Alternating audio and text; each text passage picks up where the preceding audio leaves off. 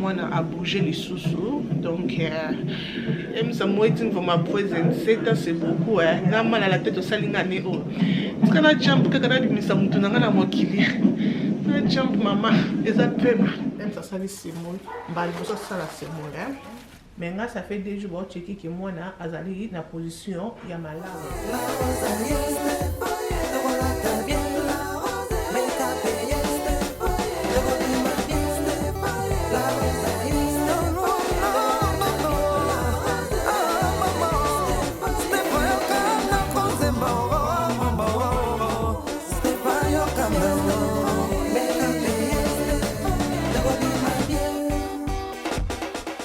Bonjour les belles dames, j'espère que vous allez bien. Nous allons bien par la grâce de Dieu. Nous allons battre les bisous le dimanche, le 9 octobre, le anniversaire et un mariage de bisous. Donc c'était un mariage. Donc nous avons vraiment bon bisous. Année 2022, c'est vraiment grave. Mais nous allons protéger, nous sommes toujours ensemble. Donc voilà, happy anniversary to you, Ems. Donc voilà. Lélo, dimanche, qui compte à la moine, moi a mangé encore. Moi a bougé les sous-sous. Donc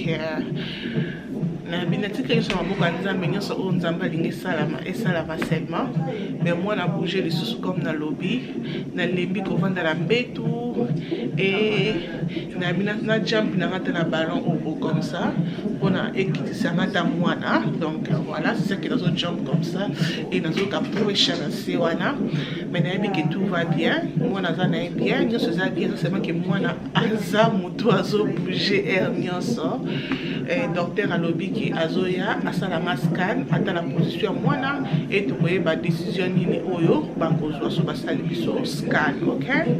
Donc pour la minute oyo tata na kanga mo kono zela emsaya na ndako sala nga semu ayatolia. Donc voilà. So c'est pour la moi mamumbeso na éviter emsa moitin for ma présence c'est beaucoup na mal à la tête au salingane o c'est beaucoup. Donc on la cadeau ya munene c'est vraiment c'est beaucoup. Donc après dans 3 ans tout ce que c'est 10 ans mariage et ça peut mère parce qu'on a jump que quand on a ça mutuna na mokili na jump maman et ça peut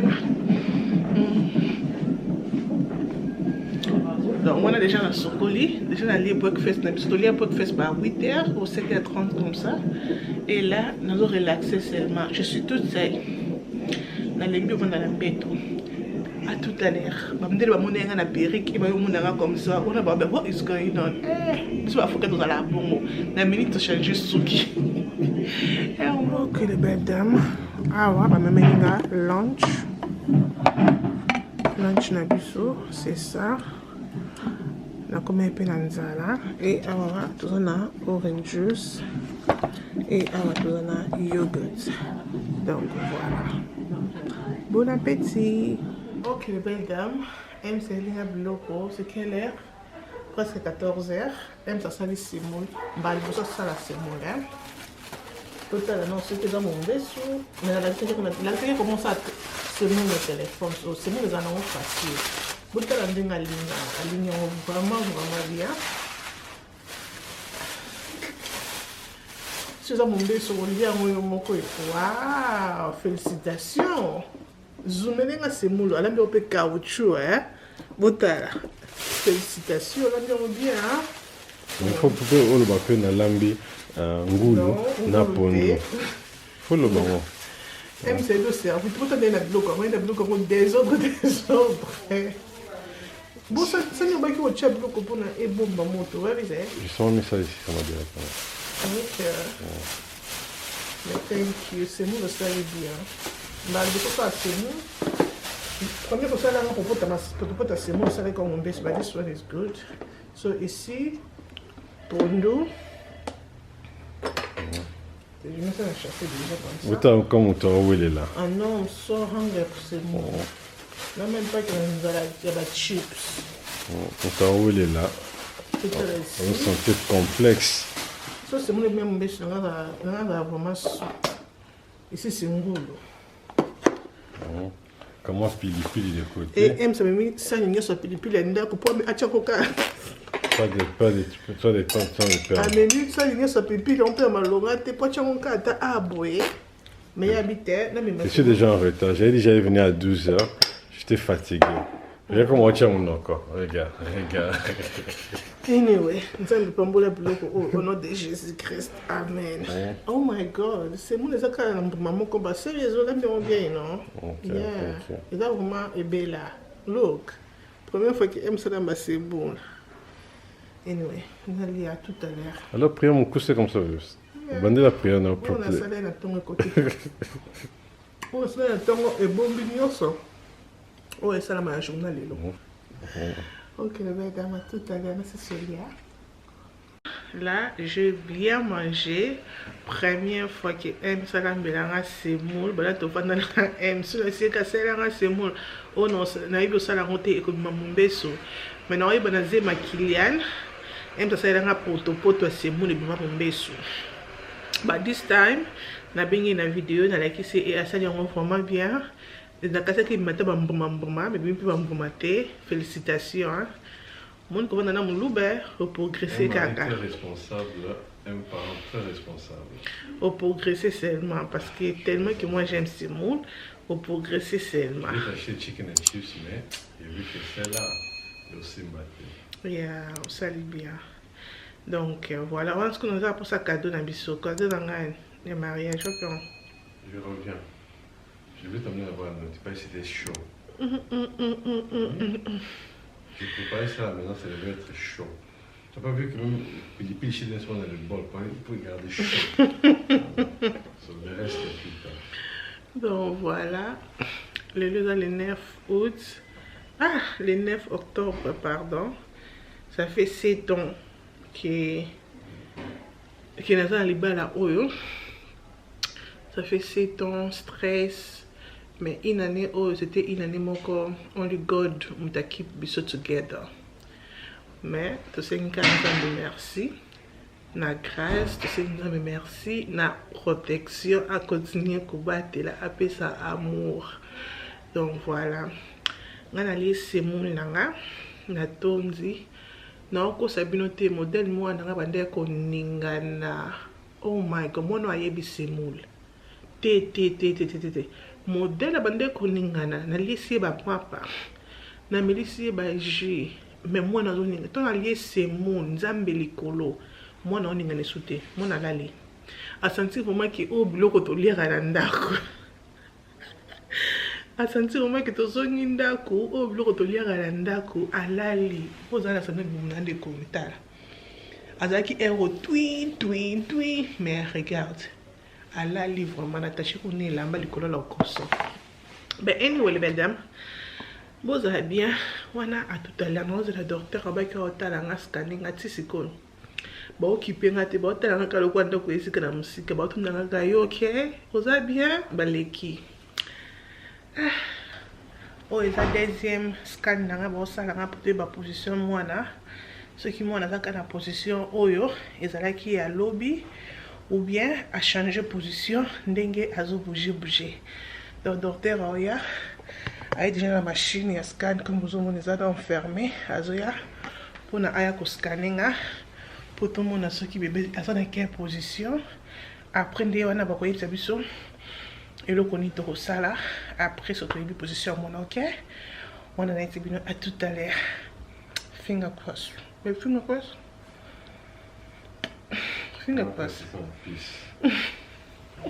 Okay, I'm going back home. Good news. Ok, bonne nouvelle les acquis. Docteur à lobby. Mutu amwana monani eza massé. Et pour naie amonike ikozala bien mingi dans ndako et le quoi dans une semaine tikali parce que non ça 40 semaines next week. Et bah, au quotidien, il y a encore 2 semaines pour que moi bima. Dès qu'il y a une bouteille de 41 avec quelques 5 jours. Qu'il y a une bouteille de 39 semaines. So, bah, il y a que le coup là, moi, na mon tour na isa na C. 2 jours à checker na que mon tour na toujours na C. pourquoi ba forcer moi na abima tant que nga moko ça fait 2 fois que na bota naturellement ba forcer ngate c'est mieux ba tika nga nzoto yango moko et bibisa moi na nde bibisa bana misusu pour bazo mona pona nini te bakoki ko forcer nga à thank God pe ayebisi nga ki basalaka césarienne soki pourquoi bébé ceux qui m'ont dans la mauvaise position. Ceux qui m'ont dans la mauvaise position. Ndi basala césarienne, mais nga ça fait 2 jours checker que moi na azali na position ya malamu. So pour na docteur oyaye alelo alobi que c'est mieux na zonga ndako parce que ils sont dans tali total dans le cours na 3 semaines. Yeah. 2 semaines ou 3 semaines. Que etikalenga ke pour na koki kolekisa te il faut moi na abima. Omoni. So balobi ko na batana ngai malamba zonga na ndako et kobota ekoya yango moko naturellement c'est mieux que ba forcer nga pono ba forcer nga te so na éviter ce qui aime ça mon yango comme on te dit si docteur qui aya ko scanner biso ata ba 22h ata ba 21h et quelques 22h à scanner encore total position mwana ce qui mona zaka na position ya mutu na se aussi donc on a tout songi na biso ndako après on peut se rendez-vous mususu na 39 semaines et demie pour te scanner encore moins pour te positionner au moins dans la après parlant de finger cross tout aux endroits tout ça là bas tambola to qui dit ça moi et naturellement bébé comment. Bon, moi j'ai pas de problème avec ça. Déjà on remercie Dieu que l'enfant est en bonne position. Naturel c'est toujours mieux qu'il va forcer, hein? Donc je suis content avec ça. Troisième message juste pour les enfants qui ont un care. Donc pour le moment, c'est quoi comme un peu question mark, ceux qui ont avant ou bien basé la mouquée.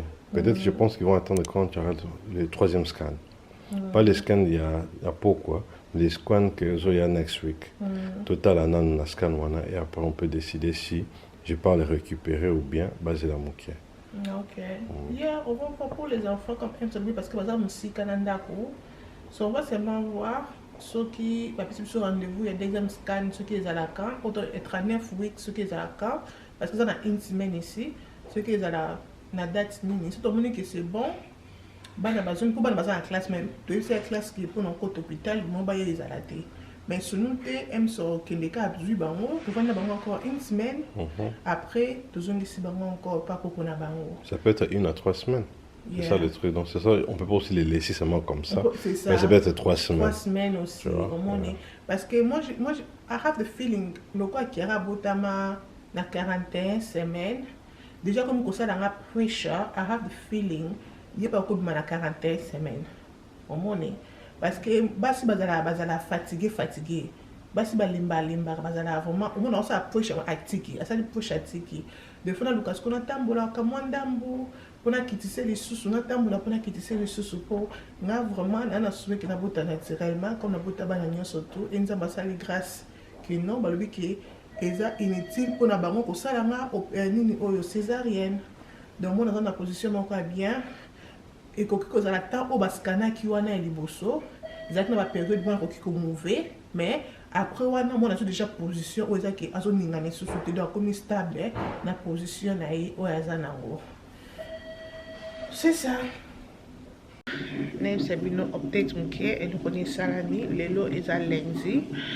Lundi, donc comme nous sommes le bascana kinga, mon qui moi dans la position bien et lelo pe docteur aye à scanninga, à l'obi qui moi dans la position qui dit mon tourner makasi et baso mon a dit pourquoi basa la césarienne parce que moi dans la good position c'est le ko ba ko sala ba uzong sanga na ndako parce que basa na position qui na bota naturellement pour ba na so mi balé na bota bango naturellement so ba mo na te pourquoi ba ko forcer ki ba buka na mai ba buka non na dingala de donc pourquoi pas ko forcer ki ba kata na mai ba buka comment ba buka je pense ba buka na mai wana na se pour moi na passer et banda lokola na lokola lelo na ko kisi 39 semaines yeah lelo na ko kisi 39 semaines et ça lokola ki na tikali na 1 week et bah ça encore 2 semaines parce que moi ça au bout de 42 semaines comme toyebi donc le quoi dans a précédé na zongandako nzoto na nga esala ngo naturellement lokola mwana kiti déjà nzoto esala ngo naturellement ke ba forcer nga ou bien ke ba sala césarienne. Donc voilà, namoni ke eza vraiment bien pour nga nzamba oki prière na biso et nayebi ke ndina ozonga ndako boye na banda ta kotambola na pokwa na ntongo nazotambola nayebi ke mwana kokita e ekosalama naturellement. Naza na feeling ke ekosalama na 41 semaines parce que bana basi bazalaka lazy, bana basi bazalaka vraiment lazy po bakita, bana mibali bazalaka rapide, mais mwana mwasi mpona abuka mai ezalaka vraiment azwaka tane tellement ke tozalaka fiere tozalaka kwa bangolo, mais mpona kopush mwana mwasi ezalaka nango rapide, mais mpona pasi ye ezwaka mwa temps. Donc voilà, mais anyway nasengi nzambe merci parce que naozonga na ndako nabengi emsa kozwanga naozonga na ndako ko na nga na temps tek na lekisi ta nga kobota non na toujours na temps nazonga ndako et na okemona nurse na nga pardon na okemona midwife na ngai next week na checker bébé et ba opesa nga rendez-vous semaine oyo na ya kokota encore na scan pour battre la position pour na zama tebi qui déjà position déjà c'est bon moi non changer sous position parce que tout va bien. OK, na moni ke vlog oyo na silisi yango awa na bino. J'espère que vous aimez. Good news, bonne nouvelle. Et tebi ki bonne nouvelle oyo ekozala tina suka ton Kelicia Sophia akobotama. OK, donc tout va bien. Nzambe abomba biso, nzambe abatela biso tukutani mokolo mosusu tina te ekomina tina nazonga ndako na nga mpunga linga na hôpital te nalingaka hôpital te bambete bango mikuwa oyo j'aime pas. Bye bye.